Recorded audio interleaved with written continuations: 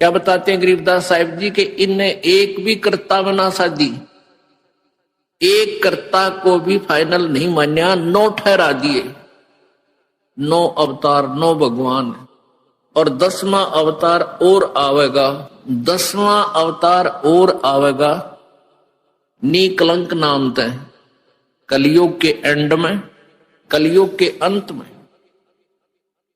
और उस समय ये कृतघ्नी प्राणी हो जाएंगे, सभी भक्ति से दूर होंगे, व्यभिचारी, मांसाहारी और जालिम जुल्म बेहया, कोई शर्म नहीं रहेगी, कोई लाज नहीं रहेगी, सरेआम दुष्कर्म करा करेंगे, जल खोद करा करेंगे, कच्चा आहार करा करेंगे। एंड ऑफ द कलयुग। जमीन उपजाऊ नहीं रहेगी, 4.5 फुट तक जमीन का उपजाऊ अंश खत्म हो जाएगा, यानी 3 हाथ, लगभग 4.5 फुट तक उपजाऊ अंश जमीन का समाप्त हो जाएगा। कोई भी फलदार वृक्ष नहीं उगेंगे, ना कोई फसल होया करेगी, और वर्षा नहीं होया करेगी। प्रदूषण इतना हो जाएगा कि वर्षा ऐसे होगी जैसे ओस गिरा करे, और सभी प्राणी कच्चा ही गोश्त मांस खाया करेंगे। उसमें लास्ट ऑफ द कलयुग, एंड ऑफ द कलयुग में, कलयुग के अंत में 20 वर्ष की आयु मनुष्य की रह जाएगी, मानव की। और उसमें से 5 खंड बताए हैं सूक्ष्म वेद में, यानी 15 वर्ष की आयु में जन्म भी हो लेगा, जवान भी हो लेगा, और गर्भारी भी हो लेगा, और मृत्यु को भी प्राप्त हो लेगा। 5 वर्ष की लड़की को संतान होनी प्रारंभ हो जाया करेगी, और सभी प्राणी बहुत ठगने से हो जाएंगे, 1.5-2 फुट के आसपास इनका कद रह जाओ। उस समय ये कृतघ्नी प्राणी इतने हो जाएंगे, बहुत घने। उस समय कुछ एक पुण्यात्मा रहेंगी जो तब भी भगवान से डरने वाली होंगी। वो होंगे ऐसे ही, मांसाहारी भी होंगे, लेकिन जगह भगवान की अवश्य होगी। वो कौन होंगे? जो अब इस कलयुग में, अब ये भगवान का मार्ग हजारों वर्षों तक चलेगा। जो पुण्यात्मा इस मार्ग पर लगेंगी, भक्ति करेंगी और आजीवन मर्यादा में रहे, वो तो सतलोक चले जाएंगे।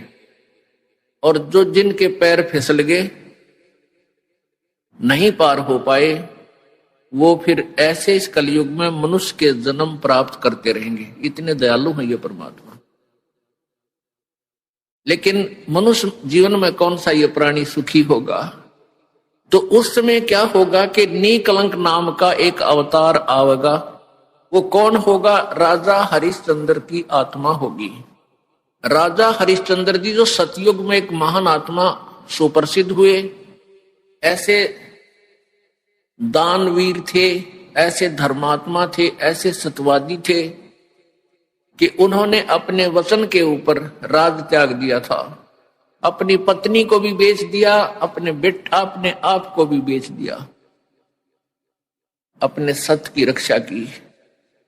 जिस कारण से प्रसन्न होकर के प्रभु ने उसको विष्णु लोक में स्थान दे दिया। अब वो विष्णु लोक में है अपने पूर्व जन्म के पुण्यों के कारण। और जब वहां से इस पुण्यात्मा को 10वां अवतार बनाकर युग काल भेजेगा।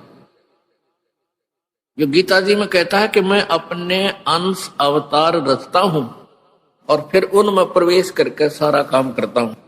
इसलिए गीता जी अध्याय नंबर 4 के श्लोक नंबर 5 और 9 में कहा कि अर्जुन, तेरे और मेरे बहुत जन्म हो चुके हैं, तू नहीं जानता, मैं जानता हूं। फिर कहता है 9वें श्लोक में कि मेरे जन्म और कर्म अलौकिक हैं। अब कर्म कैसे अलौकिक हैं? श्री कृष्ण में प्रवेश करके महाभारत करवा दी, युद्ध करवाया। ओह, परशुराम का जन्म दिया, परशुराम में प्रवेश करके अक्षत्रियों को मार डाला और पाप परशुराम का रख दिए सारे।